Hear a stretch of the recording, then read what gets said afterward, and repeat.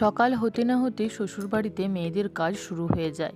প্রথমে ঘুম থেকে উঠে আগের দিনের রাত্রের যে বাসনগুলো ছিল সেগুলো ভালোভাবে ধুয়ে পরিষ্কার করে নিয়েছি। এরপর বিছানাগুলোকে ভালোভাবে গুছিয়ে পরিষ্কার করে নেব। প্রথমে যেহেতু শীতকাল তাই লেপ ব্ল্যাঙ্কেট তো অনেক হয়ে যায়, ওগুলো ভালোভাবে গুছিয়ে বিছানা ঝেড়ে পরিষ্কার করে নিয়েছি। এরপর ঝাড় দিয়ে ঘর মুছে ঘরগুলোকেও পরিষ্কার করা হয়ে গেছে।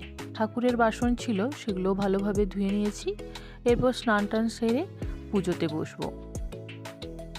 পুজো করে নিলাম। পুজো করার পর আমি চলে এলাম রান্না করতে। সকালের জলখাবার খেয়ে বসে পড়লাম রান্না করতে।